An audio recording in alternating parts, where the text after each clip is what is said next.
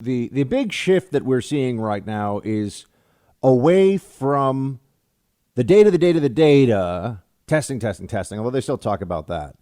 But they're now increasingly just pushing for what are obviously political goals in this whole process. And you can tell because they're going on offense against people who want the country to reopen. Doesn't everybody want the country to reopen? The only reason that you'd be rooting against reopen is political. There's no honest person out there who thinks that this is a good situation for the American people, that this is a sustainable situation, and yet they keep wanting to drag it out. Dr. Fauci, in the testimony yesterday, I read through the transcripts of it. I didn't have time to sit there and watch Senator's grandstand, but the transcript of it was worthwhile. Dr. Fauci admits that the second that you start to reopen, there will be more infections that occur, and there will be more deaths that happen. This is what we are facing.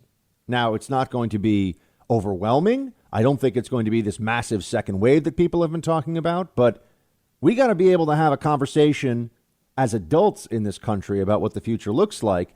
Instead, what you get from places like CNN, which I really have been thinking about this. I believe the country would be better off, happier, and better informed if CNN just became a DIY network. Although that actually requires some skill. I was going to say cooking network. That also requires skill. You know, if CNN, I don't know, like ran music videos from the 90s or something. You know, there's nothing that you get that's a benefit from this channel even existing. And the DNC has plenty of other propaganda networks. Nobody would miss it, except for the people drawing a paycheck from CNN. But they have lots of other options. Unlike conservatives, there are plenty of media outlets for them. But here's what you get. Here's what you get from, for example, Bro Cuomo, who is like, hey, I'm in quarantine for a while, but I was still lifting, bro. Still working up a sweat. Wait, but didn't you break quarantine? Oh, that's right, you did. And got into a fight with a stranger. This guy likes to get into fights with strangers. What a buffoon. Him and his brother, both. The buffoon brothers, really, or the bros Cuomo, as we call them. But here's what passes for discourse now. You got a national, cable news show, and you can expect people to say really horrible stuff about anybody who wants to reopen. If you are sick of being locked in your home, if you're tired of this, of dubious constitutionality lockdown order, of dubious scientific basis as well, oh, it's because you don't care about old people and you're racist. That's the new addition to this. Play clip 4.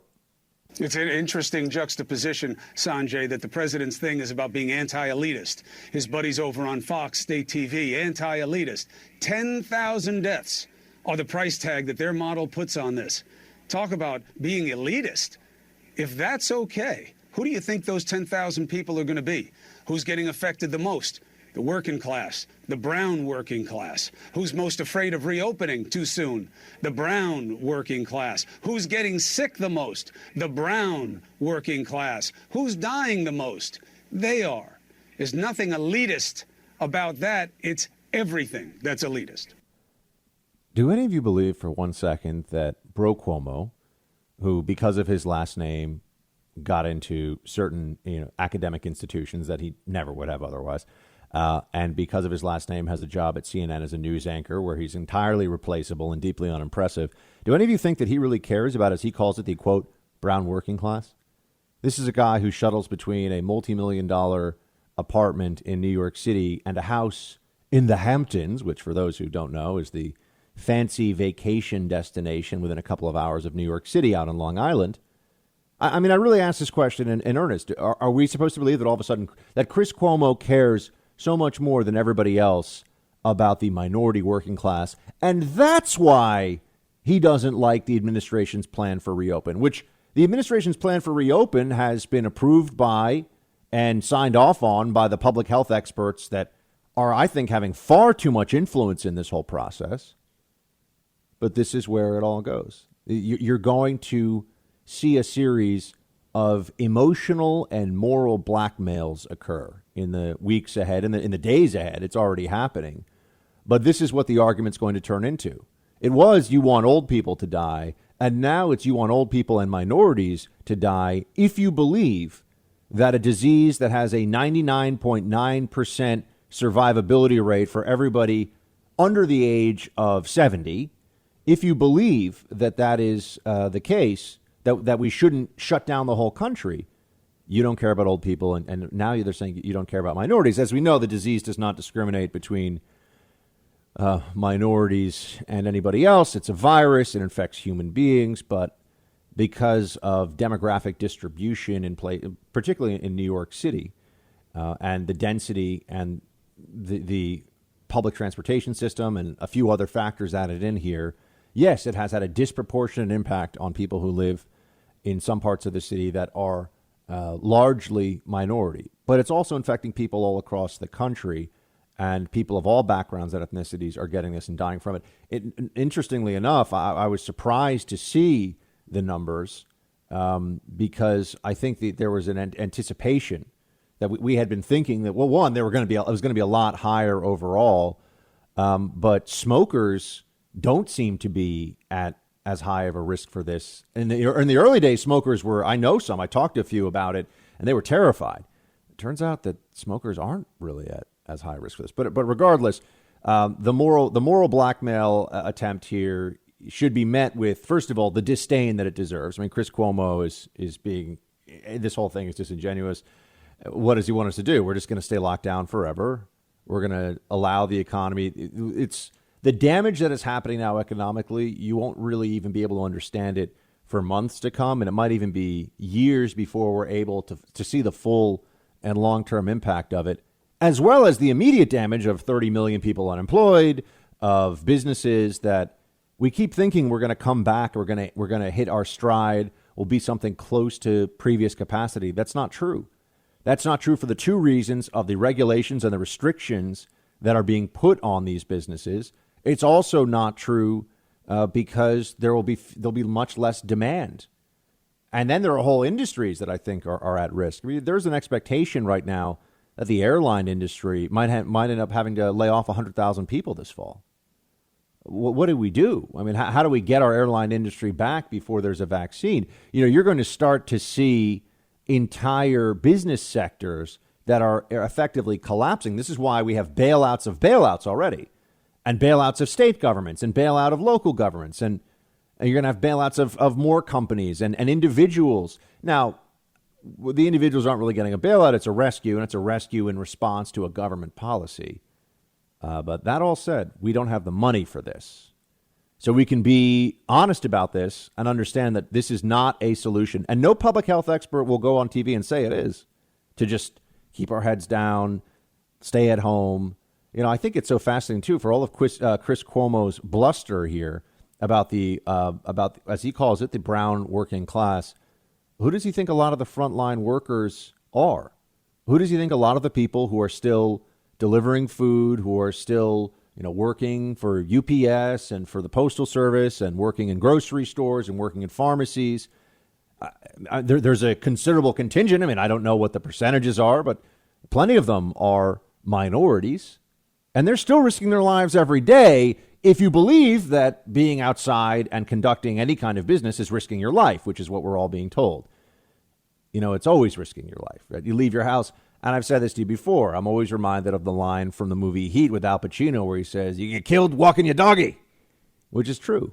You can. And I walk the dog several times a day, despite the fact that it is possible to get killed walking your doggy. All right. We didn't know. And for anyone who's wondering, well, Buck, why were you okay with the 2-week shutdown? And why were you? Because we were being told that this had a 3 or 4% mortality rate, that it could kill anybody at any age with equal, at equal risk effectively or close to it. We thought this was going to be a much more lethal, which is, I know right now with 80,000 dead, how could you be talking about it being much more lethal? But that's what we were led to believe by all the scientists. I mean, I wasn't conducting field trials and data and looking at what was going on in the hospitals in Lombardy or in Wuhan.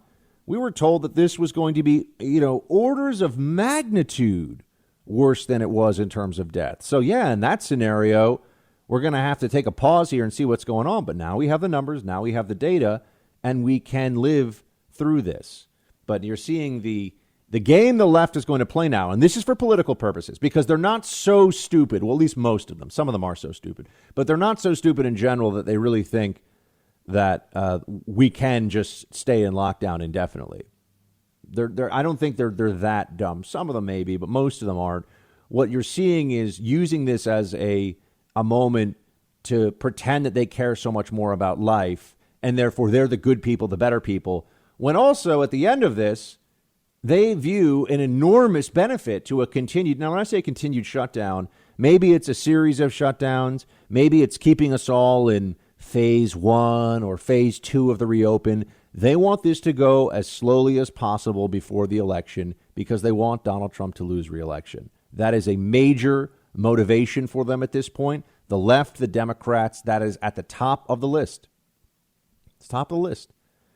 They also never even grapple with what the projections are for global fatalities because the truly poor around the world are going to be horrifically damaged. Many will lose their lives as a result of this decision of the economic shutdown. I'm also going to need people to explain, who do we blame, as I told you yesterday, and we were talking to Dr. Scott Atlas here about it, who do we blame when we start seeing in 3, 4, 5 months just how many people have terminal cancer that was allowed to grow and continue uncaught for months because of the shutdown? How many? Who do we turn to and yell at when we find out that people who stopped chemo for a while now are in a much worse position and may lose their lives to the disease because the chemo was stopped so that we could fight all hands on deck against COVID, including in places that barely had any cases across the country? Who do we blame for that? Do we get to call up the bros Cuomo?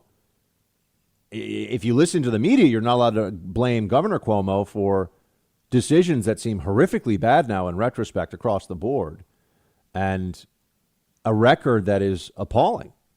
If he's in charge of the health of New York State and has all these agencies and has all these people that are experts advising him, he did a god-awful job. He really did.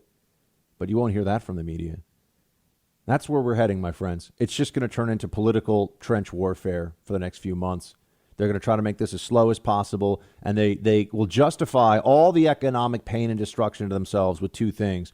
Oh, we care so much about them. We care so much more than Republicans about the minority working class. That's what they'll say. And they'll also say anything to defeat Trump is worth this price, right? I mean, anything to defeat Trump is acceptable over the long run, because he's an existential threat to our democracy, as they've been telling us for years. So this is going to be tough. The rebellion is going to have to grow against the lockdown, state by state and across the country. And we all have to be a part of rebelling against it in our own ways.